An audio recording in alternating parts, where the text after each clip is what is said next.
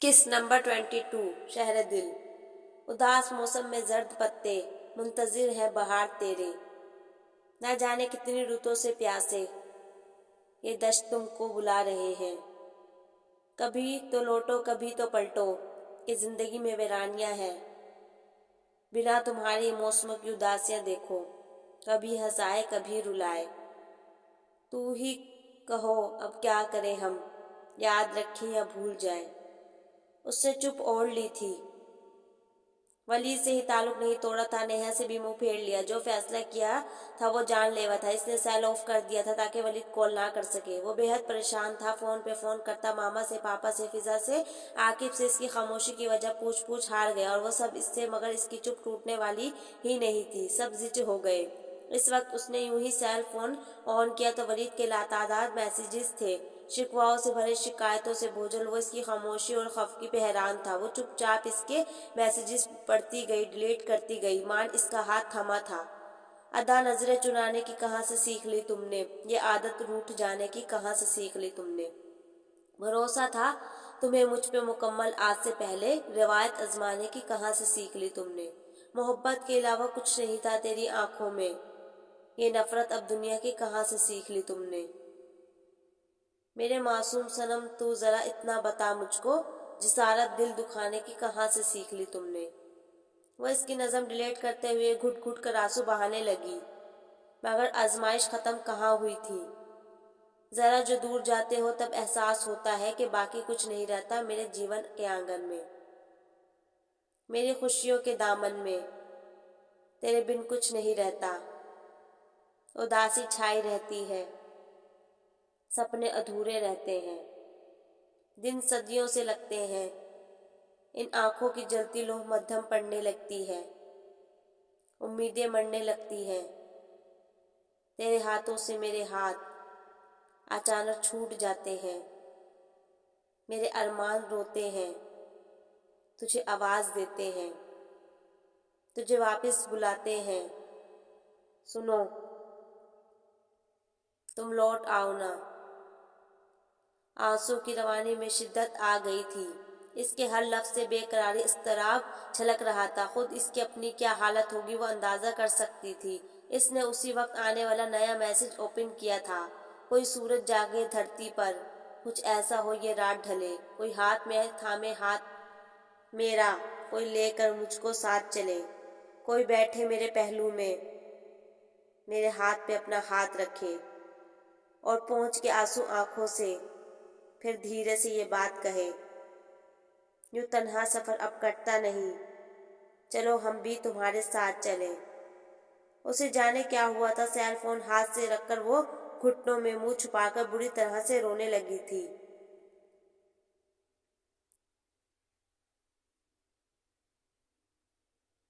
साहिल उदास था कि समंदर उदास था। लगता था जैसे सारा ही मंजर उदास था। लौटी फलक से तो बड़ी दिल गैर थी दुआ, एक ख्वाब टूटने पे मुकद्दर उदास था। फिर चांद को गले से लगाकर रो पड़ी घटा, ऐसा लगा तूफान पे फलक भी उदास था। मेरी तबाहियों पर उसे भी मलाल था, आईना खुद पर तोड़कर पत्थर उदास था। जो शख्स बांटता फिरता था दुनिया में हंसी, ये दिल उसी के बज़म में जाकर उदास था। वो यूनिवर्सिटी से लौटी तो फिजा आई हुई थी और गोया इसके इंतजार में थी। वो जितने तपाक से उठकर गले मिली, ईमान का अंदाजा उसी कदर लिया दिया सा था जिसे फिजा ने जितना भी महसूस किया हो, मगर जताना जरूरी नहीं समझा। बहुत मसरूफ रहने लगी हो, कभी मिलने का ख्याल नहीं आया।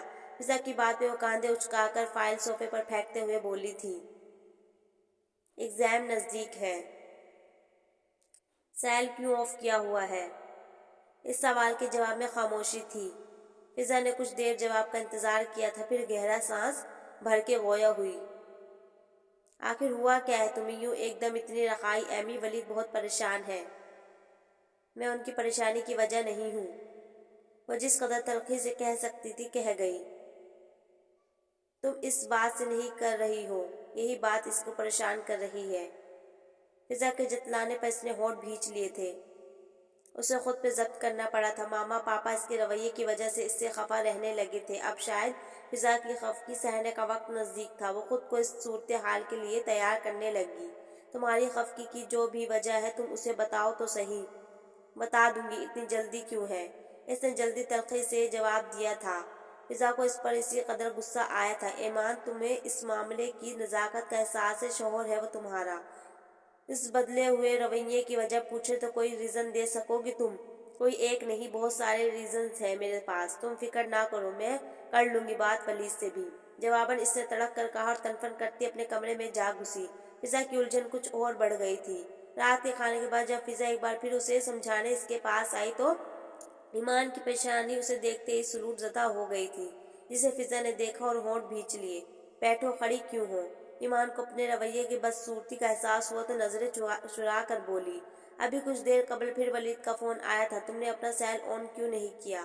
کیا پوچھنا چاہتے ہیں وہ؟ اس نے سرد نظریں اس کے چہرے پر گاڑ دی۔ یہ سوال تو نہیں کرنا چاہیے، وجہ تو ہم پوچھنا چاہتے ہیں تم سے، کیا ہو گیا ہے تمہیں ایک دم؟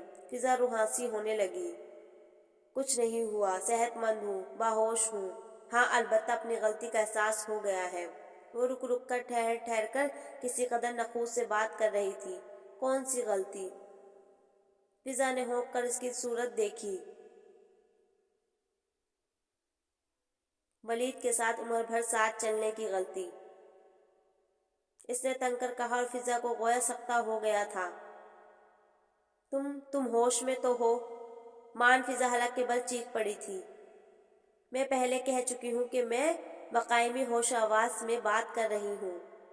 اس نے اس قدر برہمی سے کہا کہ فضا اسے دیکھتی رہ گئی تھی۔ اب کیا کرنا چاہتی ہو تم؟ بہت دیر کی جامد اور تکلیف دہ خاموشی کے بعد بالآخر فضا نے یہ سوال کیا تھا۔ جو چاہتی ہوں سب کو عنقریب پتہ چل جائے گا۔ اس نے ریموٹ اٹھا کر ٹی وی آن کرتے ہوئے اسی انداز میں جواب دیا۔ فضا اٹھ کھڑی ہوئی تھی۔ وہ جان گئی تھی اب وہ مزید کوئی بات نہ کرے گی، نہ سنے گی۔ تمہیں مجھ سے گلہ کیا ہے؟ اچانک بے رخی اتنی؟ بتاؤ تو ہوا کیا ہے؟ مناؤں کس طرح تم کو؟ مجھے اتنا تو بتلا دو۔ اگر اب ہو سکے تم سے تو یہ احسان فرما دو۔ میری منزل محبت ہے، مجھے منزل پہ پہنچا دو۔ تمہاری آنکھ میں آنسو مجھے اچھے نہیں لگتے، تمہارے نرم ہونٹوں پہ گلے اچھے نہیں لگتے، تمہارے مسکرانے سے میرا دل مسکراتا ہے، تمہارے روٹھ جانے سے میرا دل روٹھ جاتا ہے۔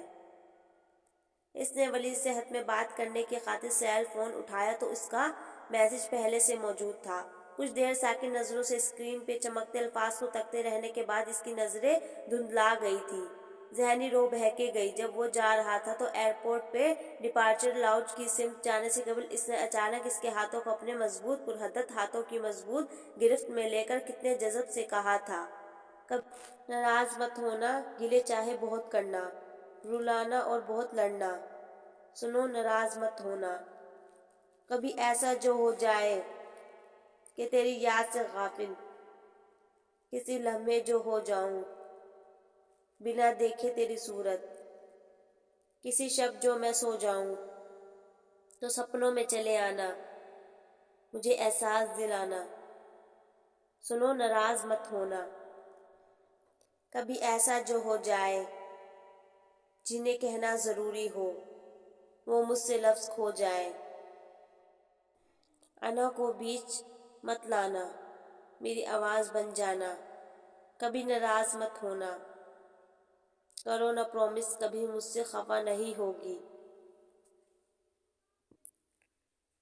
وہ اس کے لہجے کی گمگیرتا اور اتار چڑھاؤ کے سحر میں گم تھی۔ جب ولید نے اس کا کاندھا ہلا کر کسی قدر سنجیدگی سے سوال کیا تھا اور وہ اس کے خوبرو فریش چہرے کو تکتے ہوئے مسکرا دی تھی، کوئی خود سے بھی خفا ہوتا ہے بھلا؟ کتنا ایکانت تھا اس سے اس کے لہجے میں، مگر اب اس کا گلا روندنے لگا جب سیل فون پر ہونے والی بپ پہ وہ اپنے خیالات سے چونک گئی۔ ولید کالنگ۔ اس نے کچھ دیر تک خالی نظروں سے اسکرین کو دیکھا تھا، پھر گہرا سانس کھینچ کر کال ریسیو کرنے سے قبل گویا خود اس کو بات کرنے کے لیے تیار کیا۔ ایمان، ایمی، مائی گاڈ، تھینک گاڈ تم نے فون تو پک کیا، کیسی ہو؟ اطمینان اور انبساط کے ساتھ اچانک ملنے والی اس خوشی نے اسے ایک دم بے ربطہ کر ڈالا تھا۔ آئی تھنک ادھر ادھر کی باتوں میں وقت ضائع کرنے کے بجائے ہمیں ٹو دی پوائنٹ بات کرنی چاہیے۔ اس کا لہجہ روکھا، سرد اور بے حسی لیے ہوئے کسی قدر اجنبی تھا۔ دوسری سمت کچھ دیر کو خاموشی چھا گئی۔ تم کہو تو کیا کہنا ہے، میں سن رہا ہوں۔ مان وہ آہستگی سے گویا ہوا تھا۔ صورتحال کی تبدیلی کا اسے اسی پل یقین آیا تھا۔ مجھے آپ سے صرف ایک بات کہنا ہے اور وہ یہ کہ مجھے طلاق چاہیے۔ اس نے دل پہ پتھر رکھ کر بالآخر کہہ ڈالا۔ دوسری جانب موت کی سی خاموشی چھا گئی تھی۔ ایمان کچھ دیر اس کے بولنے کا انتظار کرتی رہی، پھر سیل آف کر کے رکھا اور خود پہ ضبط کھو دیا تھا۔